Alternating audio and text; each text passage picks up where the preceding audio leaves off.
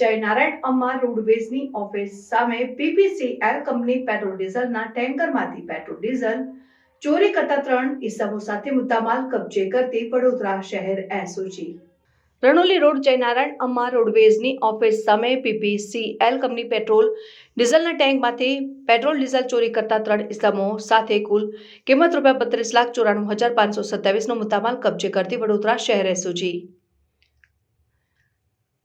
એસઓજીના police inspector HD રાત્રાનાવ માર્ગદર્શન હેઠળ police sub inspector RN Sisodiya અને એસઓજી પોલીસ સ્ટાફના માણસો વડોદરા શહેર વિસ્તારમાં પેટ્રોલિંગમાં હતા. તે દરમિયાન એસઆઈ હિતેન્દ્રસિંહ બહાદુરસિંહ નાઓને તેઓના અંગત બાતમીદાર થકી ચોક્કસ હકીકત મળેલ કે વડોદરા રણોલી રોડ ભારત પેટ્રોલ પંપની બાજુમાં જયનારાયણ એસ્ટેટમાં શકીલ રંગવાલા નાવ તેની અમ્મા રોડવેઝની ઓફિસ સામે પેટ્રોલ ભરેલ ટેન્કર થતા મળે ત્યાં માણસો સાથે ભેગા મળીને ટેન્કરમાંથી પેટ્રોલ ડીઝલની ચોરી કરવાનો ગેરકાયદેસર પ્રવૃત્તિ કરે છે. જે બાતમી હકીકતને આધારે બાતમીવાળી જગ્યાએ રેડ કરતા બાતમી હકીકતમાં જણાવેલ પેટ્રોલ ભરેલ ટેન્કર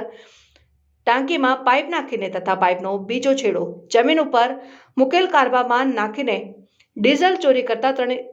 આરોપીઓને રંગે હાથે પકડી પાડેલ. 3 ઈસમોને તેમના ડીઝલ ચોરીની પ્રવૃત્તિ બાબતે પૂછપરછ કરતા ડ્રાઈવર તરીકેની નોકરી કરતા રાજેશ કુમાર છોટેલાલ યાદવ નાઓએ જણાવેલ કે ટેન્કરનું વાપીના જય અંબે ટ્રાન્સપોર્ટ માલિક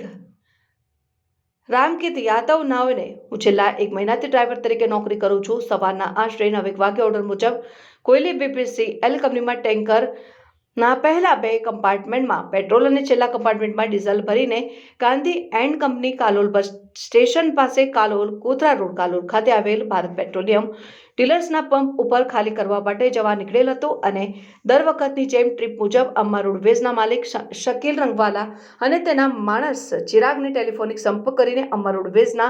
માલિક શકીલભાઈના કયા મુજબ તેમની ઓફિસ સામે ટેન્કર ઊભું રાખેલ અને અમો ત્રણેય ભેગા મળીને ટેન્કરમાં પેટ્રોલ ભરેલ અને બંને કમ્પાર્ટમેન્ટમાંથી પાઇપ વડે પેટ્રોલ કારબામાં ભરીને પેટ્રોલની ચોરી કરેલ અને શકીલભાઈ મને ટેન્કરમાંથી ચોરી કરેલ પેટ્રોલ 1 લીટરના ₹50 લેખે ચૂકવે છે અને આ અગાઉ પણ અમો ત્રણેયને ભેગા મળીને 3 વખત ટેન્કરમાંથી પેટ્રોલ ડીઝલ કાઢેલ અને અમ્મા રોડવેઝના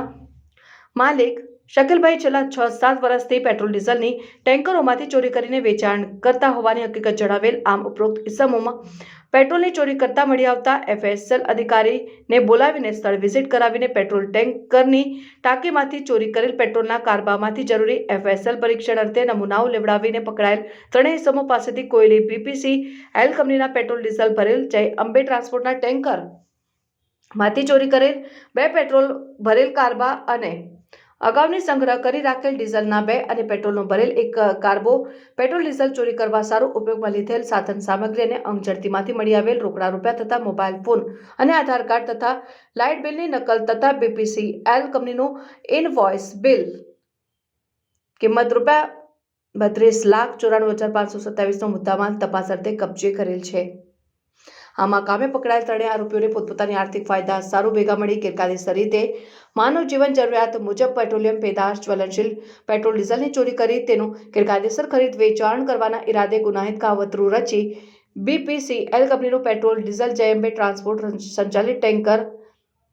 માં ભરાવીને ઇનવોઇસ બિલ મેળવી ટેન્કરના ઢાંકણને કંપનીના સીલ કરીને Bharat petroleum dealers Gandhi and company Kalol bus station પાસે પંચમહાલ ખાતે કંપનીના પેટ્રોલ પંપ ઉપર ડિલિવરી કરતા પહેલા અમ્મા રોડવેઝની ઓફિસ સામેની ટેન્કર પાર કરી ટેન્કરના 3 ઢાંકણને લોખંડના સળિયાનો મદદથી જરૂરી બળ વાપરીને સીલવાળા